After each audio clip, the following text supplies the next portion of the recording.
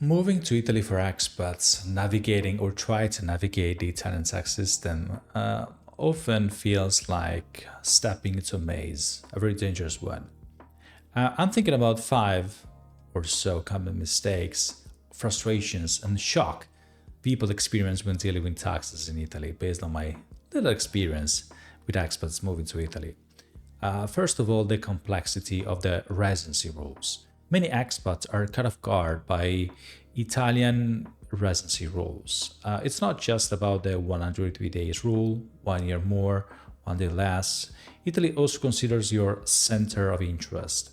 Registering for the healthcare, signing a long-term lease, or having your family members in Italy can trigger tax residency, regardless of the time spent. For example, a British expat may not think they are exempt because they spend half of the year in another country, only to realize that owning a property in Italy and having a business registered in Italy makes them a tax resident. Then, of course, tax rate. Surprise, tax rates. The progressiveness of the tax system in Italy can really hit many newcomers. While the lower brackets are reasonable, income beyond the 50,000 or so is taxed at 43%.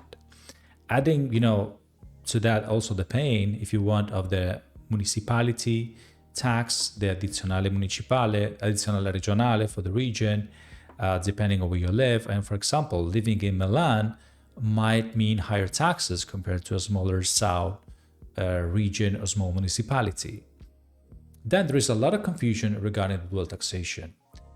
Expats often misunderstand the dual taxation treaties between Italy and their home countries. While these treaties prevent being taxed twice on the same income or the same asset, if you want, the paperwork and reporting requirements are very overwhelming.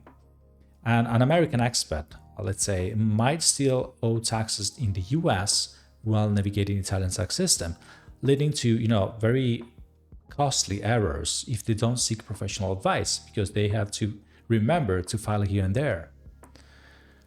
I cannot blame you to think about, unpredictable bureaucracy in general. The Italian bureaucracy is it's pretty famous in a bad way, and the tax system is no exception. Tax offices such as the Agenzia delle Entrate may also provide inconsistent information, useless information, or very broad information. Avoiding feedback from them and very broad advice is something common that I hear from people. So expats often find themselves submitting the same documents over and over multiple times or waiting months for refunds or even feeling like they got ghosted from the Italian agency. We all know that there are constant changes in the tax laws. Italy tax laws are subject to frequent adjustments. Expats who rely on outdated, old advice can find themselves non-compliant. For example, changes I'm thinking about the regime forfettario, the simplified tax regime for small businesses, 5%, 15%, often catch freelancers and small business owners off guard because of the revenue limit provided, because of the limits provided by the requirements. At the same time, I'm really bad at selling Italy, I know, but definitely there are amusing things about Italy that win expats over and over. Despite, their frustrations, Italy is very charming.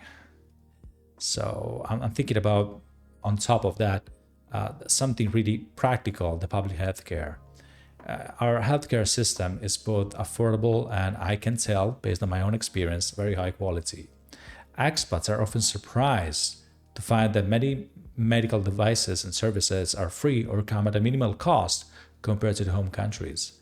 And registering to the National Health Service Registry, the SSN, feels like unlocking a hidden treasure of European living. I cannot name food. Okay, Italy is a food paradise. Italian food is more than, sitting down on a table. It's a lifestyle.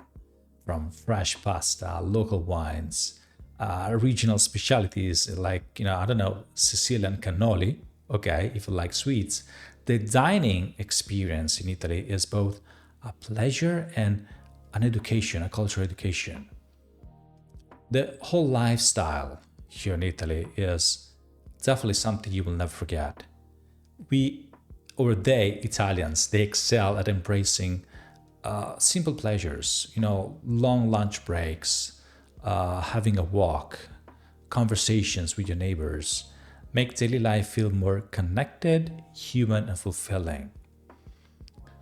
Living in Italy feels like, residing in an open air museum.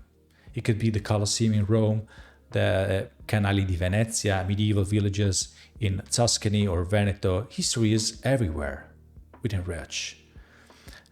Italians really value, and one of them, relationships and the sense of community, making it easy for expats to feel welcome. Of course, there are always exemptions.